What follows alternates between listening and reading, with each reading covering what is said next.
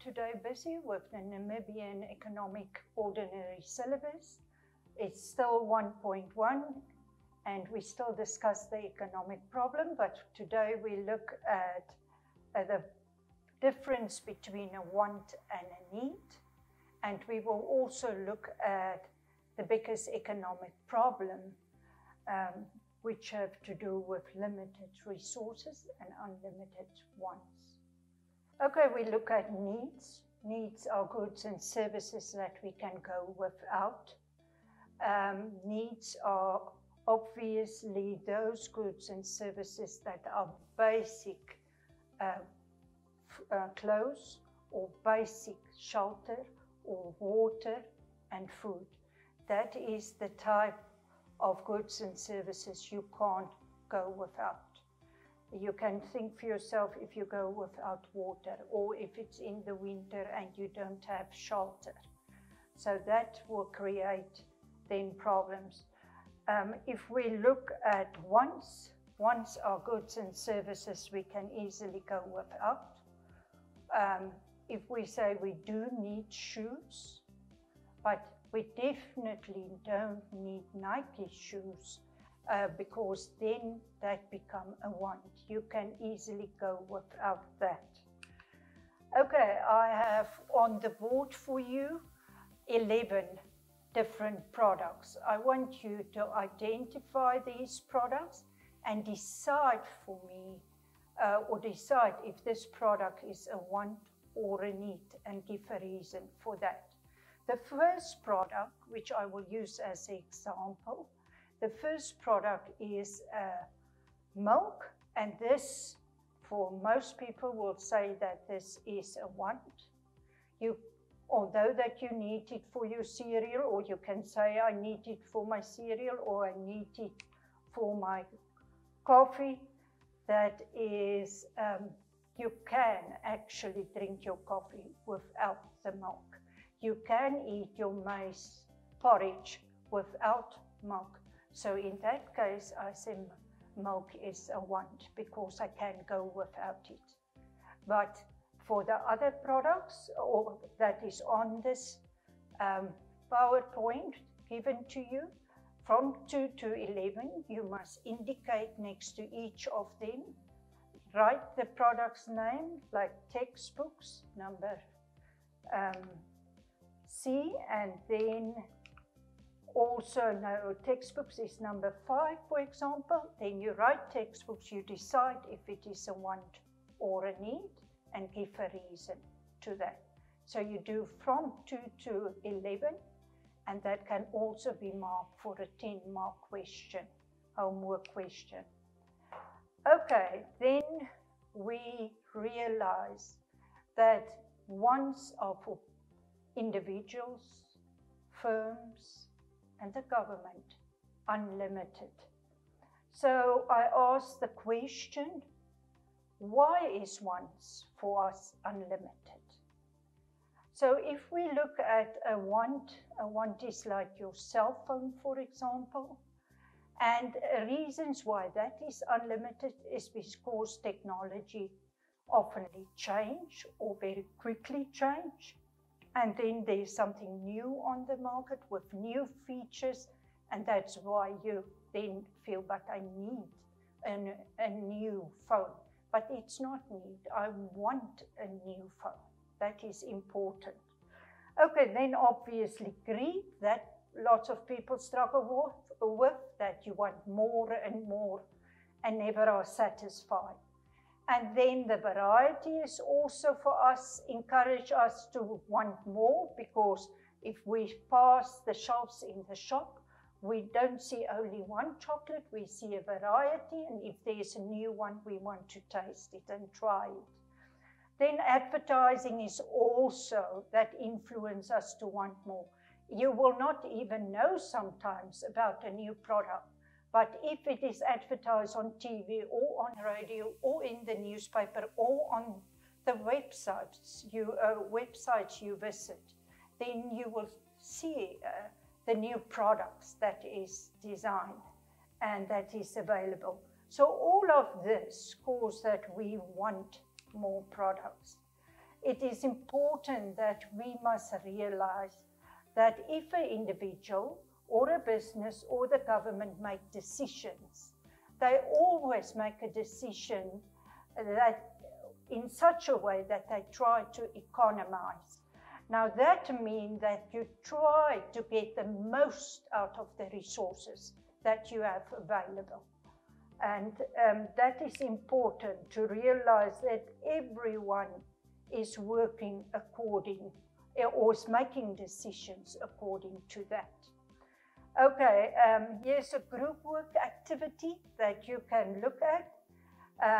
We divide you in groups and we want you to look at ways of how you can satisfy your wants and needs. So first make a list of wants and needs that you have, and if you have a specific salary that you earn for this, or to cover this, or you have pocket money that you get, or what else can you do to cover your wants and needs?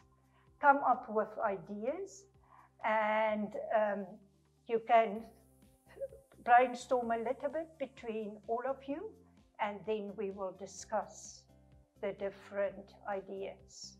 Okay, let us get from you a summary of how people can solve their wants and needs. We already have said you can earn an income from doing a job, but some people already is earning an income from working, but they need more money. So some people do an extra job, for example, working as a waiter at night, or doing some books for somebody at night, that they can earn more income. Some people produce a good or a service and they sell this, and by that they can earn an income. So if you are a farmer and you produce, say, cabbages, then you earn an income from selling that. If you are a taxi driver and you provide a service, then you earn an income from that.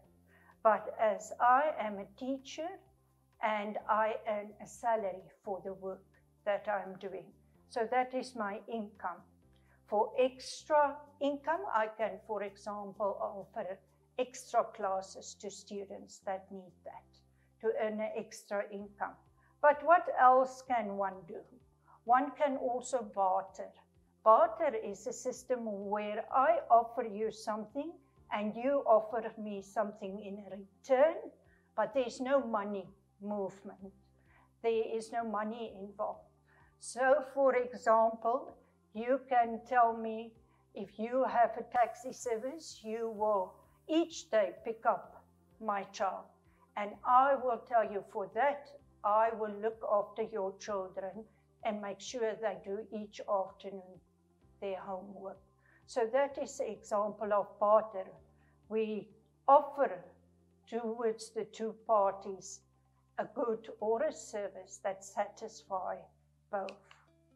We continue with the economic problem, which I have said is wants that is unlimited and resources that is limited. Okay, I have an example for you about the economic problem. You as a student have only available to 200 Namibian dollars, but you want a textbook that costs 150, and you want a warm sweater because it's winter, which costs 180. So you can't afford both because you only have $200. So you see, your wants is far more than your income. What your resource is the $200. And what you want is the textbook and the warm sweater. So if you then, in this case, can identify what your wants is, and you can identify what your limited resources is, like I already have said, the $200 is your limited resource, then you will realize that if you are in a situation that your income is not enough to cover your wants, or your resource that you have, the limited resource, is not enough to cover all your wants, you actually are in a situation of scarcity, that you experience scarcity. And what scarcity causes is that we must choose. We must choose which one of the two products we are going to, or is our first choice, and which one for now we will give up. Okay, if we look at this situation that is here, you can do this as group work. Students must give an example of a business and the government that experience an economic problem. So they can write down a business, any business they can use, and then wants that the business have and the resources that is not enough or that is limited. The same you can do for the government. You can write down all the wants they have and then what is their limit resource. So the only thing you do is you write the ones for the business and you write the ones for the government and indicate then limited resource. That we have the unlimited ones and the limited resource. And that we know that due to this scarcity occurred and that we must make decisions. So for you, then at the end, after you have worked together as a group, you can come up with an example where you, for example, say, Metro is a wholesaler.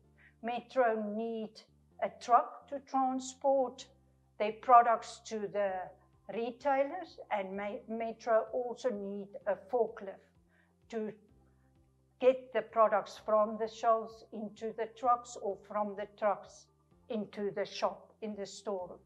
But Metro can't at this stage afford both of these products. So the reason that they have is that they do not have enough money at this stage, and that's why they experience scarcity and must make a choice. In their case, they decide that they at this stage need the truck more than they need the forklift. They feel, for example, or perhaps that they can use the workers that they have to help them in the beginning. Then if we look at the government, the example is that the government need more hostels and schools. And but all the police stations in the country also said they need new cars. So now there are two requests, and the government can just afford or a hostel to a few schools, or they can afford cars for all the different police stations in the country.